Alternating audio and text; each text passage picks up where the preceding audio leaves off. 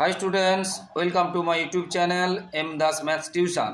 আজকের ক্লাস 9 কোষে দেখি 14 সম্পাদ্য কনস্ট্রাকশন করাচ্ছি। সম্পাদ্য কোষে দেখি 14 তো করাচ্ছি আজকে 7 দাগেরটা। 7 দাগেরটা একটু কঠিন আছে বন্ধুরা।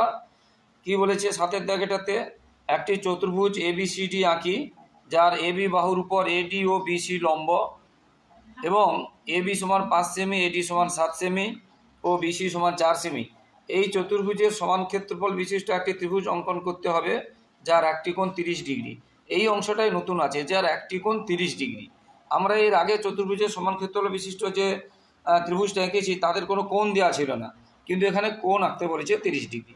তো প্রথমে 5 সেমি, 7 সেমি এবং 4 সেমি আমরা বাহুগুলো নিয়ে নেব। 5 সেমি, 7 সেমি এবং 4 সেমি, 5 সেমি, 7 সেমি এবং 4 সেমি বাহুগুলো নিয়ে নেব।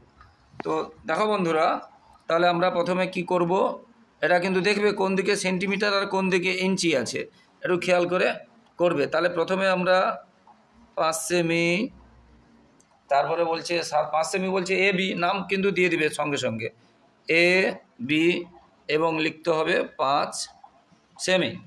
তারপরে আছে 7 সেমি এডি, এডি 7 সেমি 7 সেন্টিমিটার।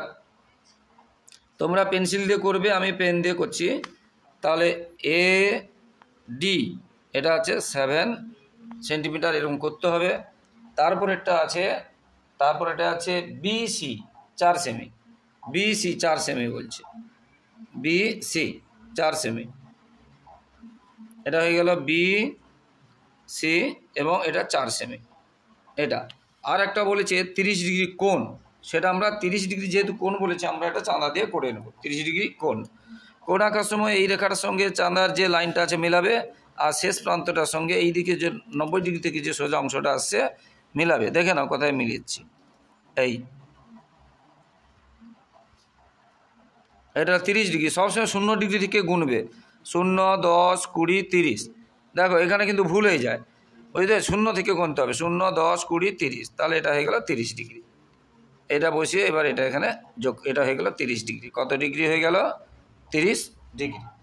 এরপরে আমরা তাহলে প্রথমে কি করব, এখানে একটা বড় একটা সরল রেখাংশ টেনে নেব। বড় একটা সরল রেখাংশ এখানে টেনে নেব। এখানে একটা বড় সরল রেখা টেনে নেব, নিয়ে ওখানে যেহেতু এ বির উপরে লম্ব বলেছে, এ বি 5 সেমি এবং এ বির উপরে লম্ব বলেছে, তাহলে এ বি মাপটা আগে নিয়ে নেব। এ বির মাপটা নিয়ে সঙ্গে সঙ্গে আমরা এখানে কেটে দেব এবং তার নামও আমরা দিয়ে দেবো এ বি। এ বির উপরে লম্ব বলেছে এডি এবং বিসি, তার লম্ব মানে 90 ডিগ্রি আমরা জানি। তাহলে এখানে আমরা কি করব, 90 ডিগ্রি অঙ্কন করব। 90 ডিগ্রি তো তোমরা সবাই আঁকতে জানো, এখানে 90 ডিগ্রি অঙ্কন করছি। এটা একটু কঠিন আছে, মন দিয়ে শুনবে বন্ধুরা এবং বারবার করে দেখে নেবে। এটা হলো 90 ডিগ্রি। আর এবার আমরা যোগ করে দিচ্ছি, যোগ করে সোজা করে বাড়িয়ে দিচ্ছি। একটু বড় রাখবে কারণ লাগবে, 90 ডিগ্রি হলো। আবার এই দিকেও 90 ডিগ্রি করব। বি বিন্দুতেও আমরা কি করব, 90 ডিগ্রি করব। বি বিন্দুতেও 90 ডিগ্রি আমরা করব। তোমরা অবশ্যই পেন্সিল দিয়ে করবে, পেন দিয়ে করবে না। এখানে আমি পেন দিয়ে করছি, কিন্তু তোমরা পেন্সিল দিয়ে করবে। এটা হয়ে গেল 90 ডিগ্রি। এটাও বাড়িয়ে দিবে। এটা যে কথাগুলো বলছি খেয়াল রাখবে যে বাড়িয়ে দিবে, অনেক বড় রাখবে, প্রথম থেকেই বড় রাখবে। বাড়িয়ে দিলাম কারণ এটা কাজে লাগবে। তাহলে এ বি একটা মাপ নিলাম, এ বিন্দুতে লম্ব, বি বিন্দুতে লম্ব।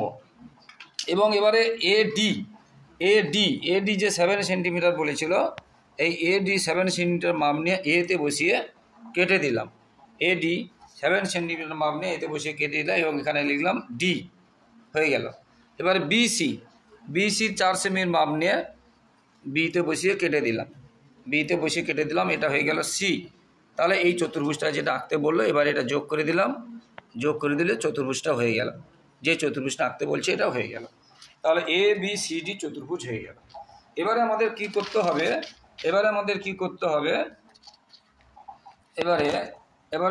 করতে হবে যে এই বাহুটার উপরে এটাকে ভূমি ধরে একটা এই চতুর্ভুজের সমান ক্ষেত্রবিশিষ্ট ত্রিভুজ আঁকতে হবে এইরকম।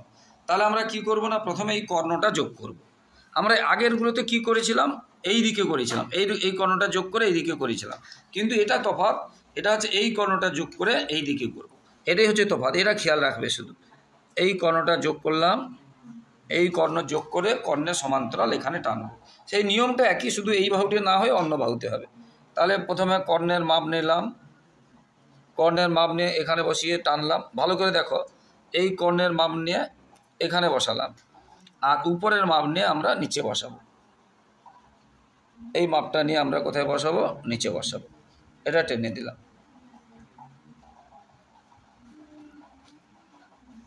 যেখানে ছেদ করবে, এখানে ছেদ করেছে, এখানে ছেদ করেছে, এইটার সঙ্গে এই বিন্দুটা যোগ করে আমরা কি করব, বাড়িয়ে দেব। এখানে ছেদ করেছে।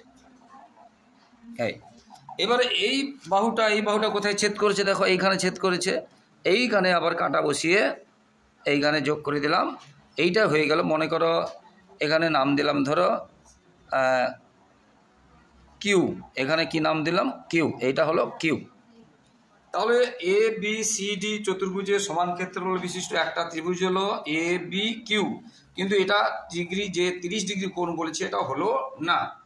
এবারে এইটাকে ভূমি ধরে, এই বি এবং কিউকে ভূমি ধরে এইখানে একটা 30 ডিগ্রি করব এবং এই সমান্তরালের মধ্যে থাকবে, তাহলে সেটা হয়ে যাবে এই ত্রিভুজের সমান ক্ষেত্রফল বিশিষ্ট যে ত্রিভুজটা হবে সেটা।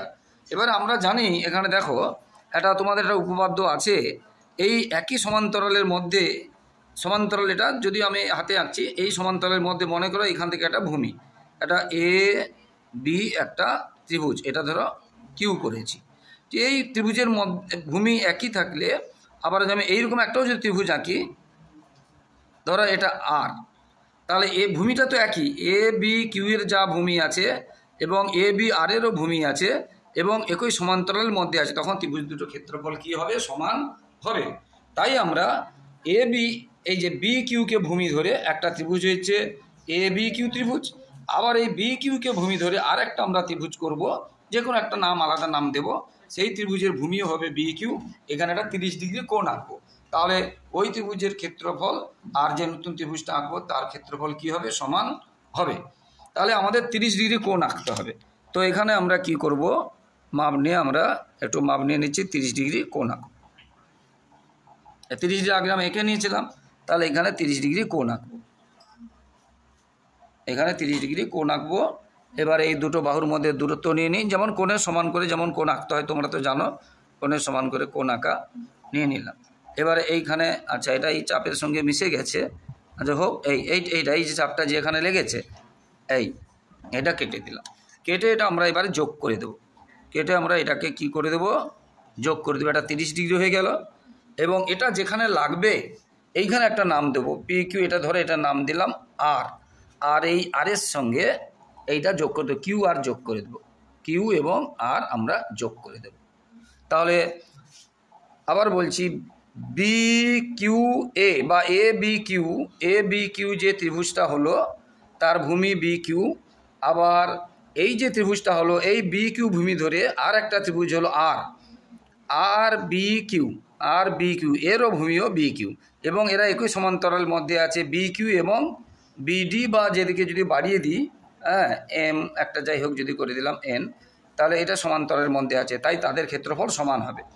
অর্থাৎ কি হলো, তাহলে শেষ পর্যন্ত আমাদের ভাষা দিয়ে লিখতে হবে এ বি সি ডি চতুর্ভুজের, এ বি সি ডি চতুর্ভুজের সমান ক্ষেত্রফল বিশিষ্ট ক্ষেত্রফল, এটা কিন্তু লিখতে হবে, বিশিষ্ট ত্রিভুজটি হলো এই ত্রিভুজটা। কোন ত্রিভুজটা, বি কিউ আর, যার এই কোণটা আমরা 30 ডিগ্রি করেছি, এই কোণটাকে আমরা 30 ডিগ্রি করেছি, এই কোণটা এটা 30 ডিগ্রি, যার এটা লিখেছি যার এই কোণটা নাম কি, আর বি কিউ কোণ, আর বি কিউ কোণ, এটা কোণ চিহ্ন সমান 30 ডিগ্রি।